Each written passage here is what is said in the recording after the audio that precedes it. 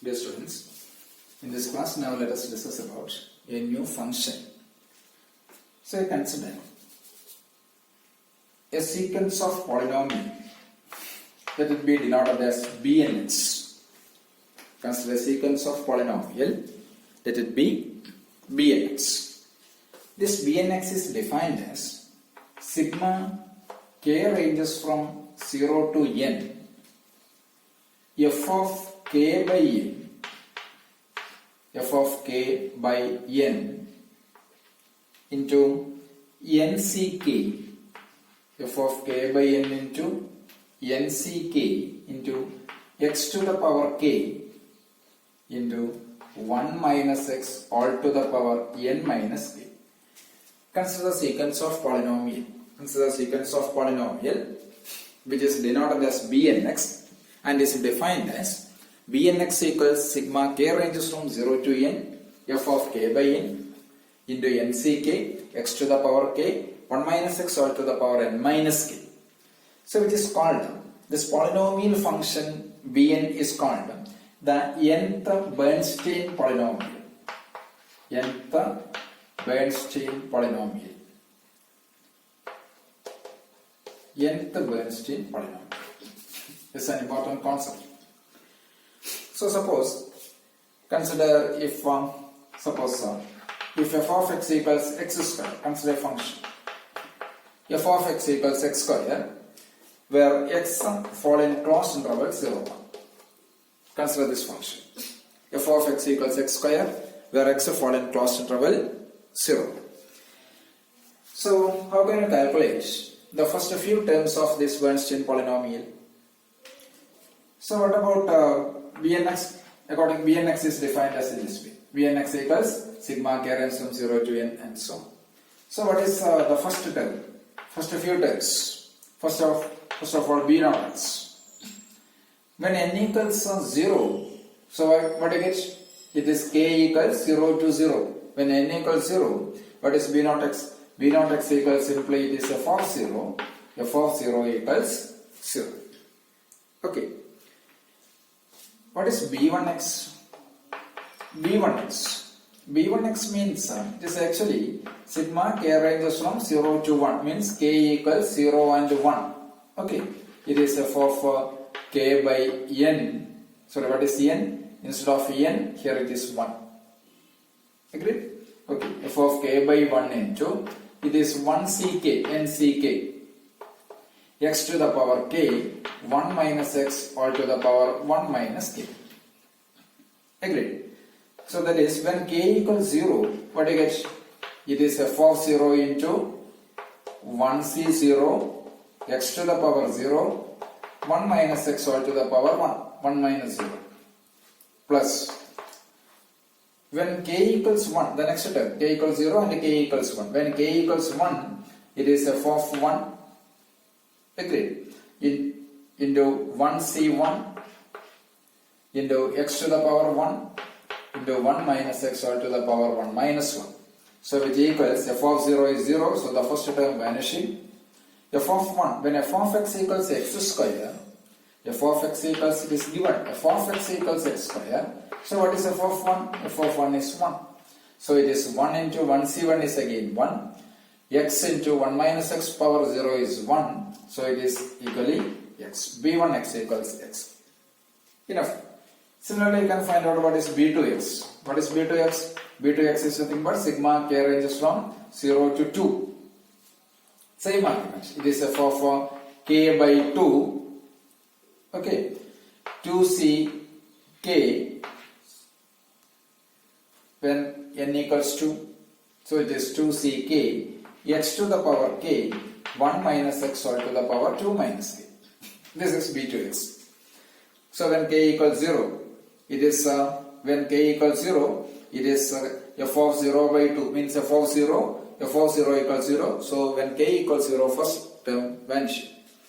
When k equals 1, it is f of 1 by 2. Not here, not like this. So like this, but not the values of this one. F of k by 2, when k equals 1, it is f of 1 by 2. What is f of x? X square. X fall in 0 1. So f of 1 by 2 except 1 by 2 also fallen close to 0, 1. So f of 1 by 2 is 1 by 4. Okay, so it is 1 by 4 b2x. In b2x, here in b2x, f of when k equals 0, term vanishing. When k equals 1, it is f of 1 by 2, 2c1, k equals 1, 2c1, x power 1, 1 minus x all to the power 2 minus 1. Plus, when k equals 2, it is f of 2 by 2, means f of 1. F of 1, so 2c2, when k equals 2, x square and 1 minus x all to the power 2 minus 2. So this is f of 1 by 2 is 1 by 4. Why? Because f of x is x square, 1 by 2 whole square. 2c1 is 2, x into 1 minus x. Plus f of 1 is 1, 2c2 1, x square into 1 minus x all to the power 0. So that is 1 by 4 into 2. So it is 1 by 2 into x into 1 minus x plus x square. Okay, that is x by 2 minus x square by 2 plus x square. So it is x square by 2 plus x by 2, that equals x by 2 into x plus 1. So this is b2x. Okay, similarly you can find out the b4x, b5x, etc. and so on. So this is nothing but the Bernstein polynomial. That's the sequence of polynomial function which is defined as bnx equals sigma k ranges from 0 to n, f of k by n, nck, x to the power k, 1 minus x all to the power n minus k. Agreed. Now, there's a result. Now we are going to a problem. Let A is a part of R. Let A is a part of R. F from A to R. F from A to R has the following property. F from A to R has the following property. That is, for all epsilon positive,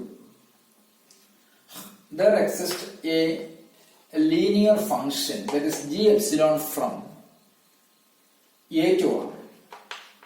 G epsilon from A to R, such that g epsilon is uniformly continuous.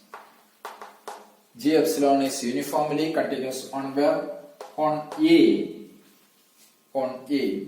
And the modulus of f of x minus g epsilon of x strictly less than epsilon for x fallen A. For x fallen A. Then prove that f is uniformly continuous on A. This is an interesting problem. A is a part of R. What is f? F from A to R has the following property. That is, for all epsilon is positive, there exists some g epsilon, a linear function from A to R with the g epsilon is uniformly continuous on A, with a modulus of f of x minus g epsilon of x less than epsilon for x fallen A. Then prove that f is uniformly continuous on A. How to prove this one? So, it is given. Consider this one. Modulus of f of x minus, consider, modulus of, it is given, modulus of f of x minus g epsilon of x strictly less than epsilon for all x fallen A. So, this is from our hypothesis. So, what is g epsilon? G epsilon is uniformly continuous. Since it is given according to the hypothesis, there exists a uniformly continuous function g epsilon such that modulus of f of x minus g epsilon of x less than epsilon. Okay. Therefore, there exists a uniform continuous function g epsilon by 3. We define another function, restriction, on certain subintervals of this I. Means this I have some subintervals I1, I2, etc., Im, disjoint subintervals. and you define a function f which is restricted on a, which is called a piecewise linear function. So there exists a uniform continuous function g epsilon by 3 such that instead of f, so f of x minus g epsilon 3 of x should strictly less than epsilon by 3. Okay, for all x falling a. So this is true. Agreed? But g epsilon by 3, what is g epsilon by 3 of x? Which is uniformly continuous. Which is uniformly continuous means if modulus of x minus y less than delta, then by the uniform continuity, by the definition, modulus of g epsilon by 3 of x minus g epsilon by 3 of y strictly less than some epsilon by 3. Okay. If modulus of x minus y less than delta, g epsilon by 3 epsilon minus g epsilon by 3 y, g epsilon by 3x minus g epsilon by 3 y less than epsilon by 3. Instead of epsilon, epsilon by 3. That is because of the uniform continuity of g epsilon by 3. Okay. What's our aim? Our requirement is to prove this f is uniformly continuous on A. This is what we require.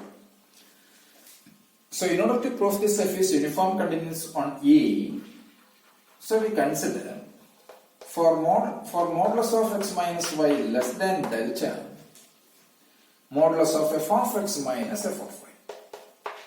Modulus of f of x minus f of y. This modulus of f of x minus f of y can be rewritten as it is f of x minus g epsilon by 3 of x plus g epsilon by 3 of x minus g epsilon by 3 of y, f of x minus g epsilon by 3 of x plus g epsilon by 3 of x minus g epsilon by 3 of y, again plus g epsilon by 3 of y minus f of y. You can introduce g epsilon by 3 of x minus g epsilon by 3 of x, g epsilon by 3 of y, and minus g epsilon by 3 of y simultaneously. Okay.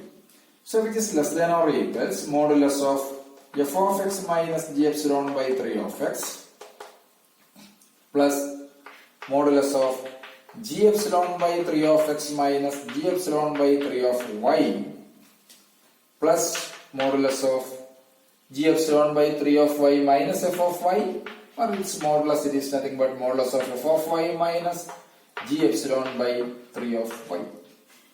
So it is this is equals, the first term is less than epsilon by 3.